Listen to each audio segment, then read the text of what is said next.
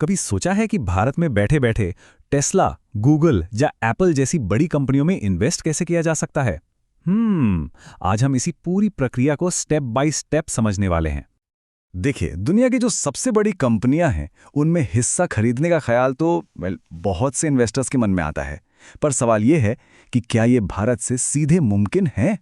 तो इसका जवाब है हाँ, बिल्कुल मुमकिन है। और ऐसा नहीं है कि ये सिर्फ एक ख्याल है। जाने माने इन्वेस्टर्स जैसे अंकुर वारिको को ही ले लीजिए, वो कहते हैं कि उनके पोर्टफोलियो का एक बड़ा हिस्सा करीब 40% अमेरिकी स्टॉक्स में है। और वजह? क्योंकि उन्हें लगता है कि वहाँ रिटर्न्स बेहतर मिले हैं। तो चलिए फिर शुरू करते हैं, इस पूरी प्रोसेस को समझते हैं। पैसा भेजने के पहले स्टेप से लेकर टैक्स के जो भी ज़रूरी नियम हैं, उन सब पर बात करेंगे। तो ठीक है, इसमें थोड़ा और गहराई से उतरते हैं। सबसे पहला और सबसे बड़ा सवाल, एक भारतीय इन्वेस्टर को अमेरिकी बाजार के बारे में सोचना ही क्यों चाहिए? आखिर क्या वजह है? ये जो आंकड़े हैं ना, ये काफ़ी दिलचस्प हैं। ज़रा देखिए, अगर 5 साल पहले किसी ने 1 लाख रुपए सेंसेक्स में लगाए होते, तो वो आज करीब 2 लाख बन गए होते। ठीक है, पर अगर S&P 500 में लगाए होते, तो वो बनते 1,86,000। लेकिन असली खेल यहाँ है, जब हम S&P 500 के रिटर्न में डॉलर की मजबूती को भी जोड़ देते हैं, तो वही 1 लाख रुपए 2,24,000 रुपए बन जाते हैं। मतलब सेंसेक्स से भी ज्यादा। तो यहाँ सबसे ज़रूरी बात समझने वाली ये है कि रिटर्न सिर्फ स्टॉक के ग्रोथ से नहीं आ रहा है, बल्कि रुपए के मुकाबले डॉलर जो मजबूत हो रहा है उससे भी आ रहा है। तो ये एक तरह का डबल फायदा है। ठीक है, वजह तो समझ आ गई। अब आगे बढ़ते हैं और देखते हैं कि ये होता कैसे है। मतलब असल में अमेरिकी बाजार तक पैसा पहुंचता कैसे है। देखिए, भारत से बाहर पैसा भेजने के लिए RBI की एक स्कीम है, जिसका नाम है लिबरलाइज्ड रेमिटेंस स्कीम या LRS। सीधे सीधे कहें तो इसके तहत एक साल में कोई भी भारतीय नागरिक $2.5 लाख तक बाहर भेज सकता है इन्वेस्टमेंट के लिए।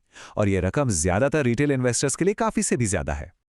और पता है, पहले ये काम कितना मुश्किल था। बैंकों के जरिए पैसे भेजने में अच्छी खासी फिक्स्ड फीस लगती थी, कागजी कार्रवाई बहुत ज्यादा थी और प्रोसेस भी बहुत धीमा था।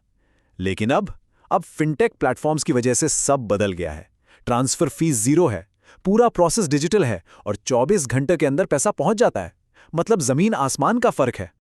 अच्छा, तो पैसा अमेरिकी ब्रोकरेज अकाउंट में पहुंच गया, अब अगला कदम क्या है? जाहिर है, स्टॉक्स खरीदना। लेकिन यहां एक सवाल अक्सर मन में आता है। टेस्ला जैसी कंपनी का एक शेयर तो हजारों डॉलर का होता है, मतलब लाखों रुपए का। तो फिर इसमें इन्वेस्ट कैसे करें?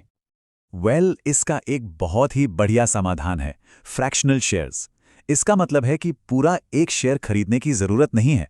आप उस शेयर का एक छोटा सा हिस्सा भी खरीद सकते हैं। मतलब $100 या उससे भी कम से इन्वेस्टमेंट शुरू किया जा सकता है, चाहे शेयर की कीमत कितनी भी हो। अब यहां निवेश के 2 रास्ते खुलते हैं। पहला, खुद रिसर्च करके एक एक करके अलग अलग स्टॉक्स चुनें। इसमें रिस्क थोड़ा ज्यादा है, पर रिटर्न की संभावना भी ज्यादा होती है। दूसरा रास्ता है ETFs का, यानी एक्सचेंज ट्रेडेड फंड्स। ये कुछ म्यूचुअल फंड जैसे होते हैं, जो S&P 500 जैसे पूरे इंडेक्स में एक साथ पैसा लगा देते हैं। इसमें रिस्क कम होता है और ये सिस्टमैटिक निवेश के लिए काफी अच्छा माना जाता है। चलिए, अब बात करते हैं उन जरूरी डिटेल्स की जो हर किसी को पता होनी चाहिए। मतलब इस पूरे प्रोसेस में खर्चा कितना आता है और टैक्स कितना लगता है। तो अच्छी खबर यह है कि जो नए प्लेटफॉर्म्स हैं, उन पर ज्यादातर चीजें फ्री हैं। अमेरिका में पैसा ट्रांसफर करना फ्री, स्टॉक खरीदना फ्री, स्टॉक बेचना वो भी फ्री। बस एक ही मुख्य चार्ज है, और वो है जब पैसा वापस भारत अपने बैंक अकाउंट में लाया जाता है, तब एक छोटी सी फ्लैट फीस लगती है। अब आते हैं टैक्स पर। तो मुनाफे पर जो टैक्स लगता है वो इस बात पर निर्भर करता है कि स्टॉक कितने समय तक अपने पास रखा गया। अगर 24 महीने यानी 2 साल से कम रखा है तो ये शॉर्ट टर्म कैपिटल गेन हुआ। इस पर टैक्स इनकम टैक्स स्लैब के हिसाब से लगेगा। और अगर 24 महीने से ज्यादा रखा है तो ये लॉन्ग टर्म हुआ और इस पर 20% का फ्लैट टैक्स लगेगा। और हाँ, डिविडेंड का क्या? तो जो भी डिविडेंड मिलता है उस पर अमेरिका में 25% टैक्स कट जाता है। लेकिन यहां घबराने की कोई बात नहीं है। भारत और अमेरिका के बीच एक संधि है, जिसकी वजह से उस कटे हुए टैक्स का क्रेडिट भारत में टैक्स भरते समय क्लेम किया जा सकता है। तो डबल टैक्स में नहीं देना पड़ता। और अब आते हैं सबसे आखिरी स्टेप पर। जब मुनाफा कमा लिया तो उस पैसे को वापस अपने भारतीय बैंक खाते में कैसे लाएं? ये प्रोसेस भी बहुत ही सीधा साधा है। पहला स्टेप, अपने स्टॉक्स बेच दीजिए, इससे अमेरिकी ब्रोकरेज खाते में कैश आ जाएगा। दूसरा स्टेप, प्लेटफॉर्म पर जाकर पैसे निकालने की मतलब विड्रॉल की रिक्वेस्ट डाल दीजिए। और तीसरा स्टेप, बस इंतजार कीजिए, पैसा सीधे लिंक किए हुए भारतीय बैंक खाते में ट्रांसफर हो जाएगा। और याद है मैंने एक फीस की बात की थी। इस पूरी निकासी प्रक्रिया की लागत, चाहे कितनी भी बड़ी रकम निकाली जा रही हो, सिर्फ $5 की एक फ्लैट फीस है, बस। तो आखिर में एक सवाल पे सोचना बहुत ज़रूरी है।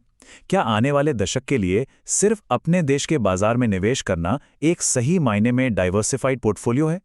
इस ग्लोबलाइज दुनिया में कहीं ऐसा तो नहीं कि हम सिर्फ घरेलू बाजार पर निर्भर रहकर ग्रोथ और डाइवर्सिफिकेशन के बड़े मौकों को खो रहे हैं?